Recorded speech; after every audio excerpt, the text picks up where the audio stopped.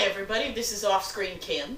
I thought that in addition to my other videos, I would do some videos about one of my favorite hobbies, making chainmail.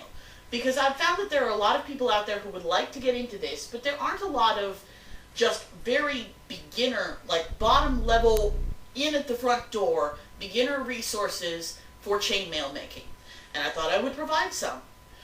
Today we're going to talk about just the things that you need in order to make chainmail. The basic supplies that you'll want to start with.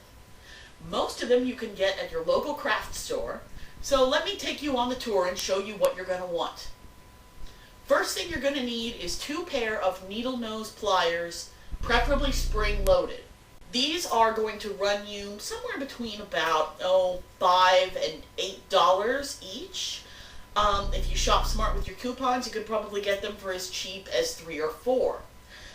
You'll want to get, like I said, a pair that are preferably spring-loaded because that makes it easier on your wrists. You don't have to force the plier back open. You can let it reopen on its own. You'll also want to make sure that they have a nice, comfortable grip on the handle parts.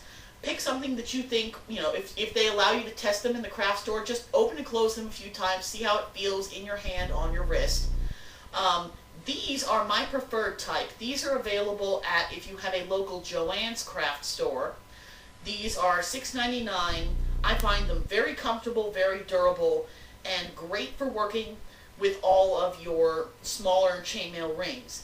These are also, they have no teeth on the needle nose part, which is important if you're working with either colored rings or with very delicate small ones, because you don't want to chew up the colored coating on them. If you're only working with bare metals, with things like aluminum, steel, copper, with things that are the color that they are all the way through, teeth don't matter. The next thing you're going to need are, of course, some rings.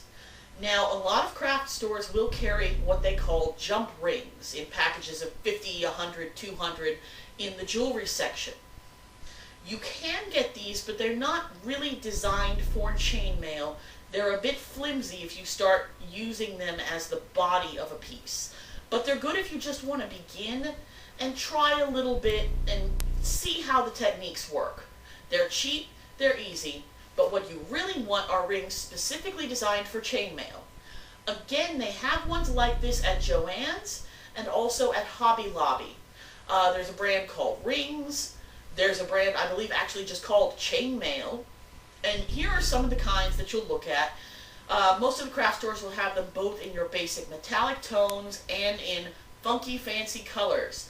I recommend that you start with the basic metallic tones because, like I said, those are the same color all the way through, and if you scratch them up by opening and closing them a bunch of times, it's not going to matter. Colors are really a slightly more advanced technique because you want to make sure you don't chew through the colored coating. It's like an M&M. But you can get these in packages. These are good for small jewelry projects if you're going to make earrings, keychains, zipper pulls, maybe a bracelet or two. If you're going to make larger pieces, you're going to need to go where they sell rings in bulk, which you won't be able to get at the craft store, but you can get online. There are a couple different companies that sell these. My favorite is Ring Lord.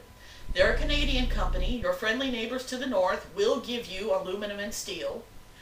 And they're really good. I've never had a problem with them. I've been buying from them for 10 years now. And they have a wide selection. As a beginner, what I recommend that you start with are either the bright aluminum rings here. They come in all different sizes and thicknesses. Probably the best basic ones are, if you're going to make delicate jewelry, go for 1/8 of an inch. If you're going to make bigger jewelry, slightly more masculine, or slightly, you just like a bigger, bolder look, go for 3/16. If you want to make something large and more structural, a purse strap, a belt, something like that, then I would go for 1/4. Anything bigger than 3/8 is really getting too big. You won't be able to have it look like chainmail. It'll just look like really giant links. But yeah, I recommend the bright aluminum especially. It's light, it's easy, it gives you a nice pretty shimmer. You can also try the galvanized steel. That's not too expensive, Gives you a bit more of a matte, darker, more masculine finish. I would also recommend the steel if you're going to be lifting any significant weight on whatever your piece is. If you're going to be using this for a chain for a really heavy wallet or for one of your big old purses, you might want to go for the steel just for the structural aspect. The other thing that you might need, depending on what you're making, are some basic findings, as they're called in jewelry making. If you're making earrings, you'll want wire that goes through your ear. If you're making a bracelet, you'll want a clasp. If you're making, a purse, you'll want toggles to attach the strap to the purse. Most of those you can get, again, in the jewelry department of your local craft store, depending on what you're making. But there's a lot you can make without even needing that. So that's where you get started. You can probably get started easily for under 20 bucks if you use your coupons. You want 2 pair of needle nose pliers, you want you some rings, and maybe you're going to need a few findings depending on what project you want to make. So check out some of my other videos to show you how to manipulate these tools and some very simple good starter projects that you can do for under 20 bucks. Thanks for watching. See you later.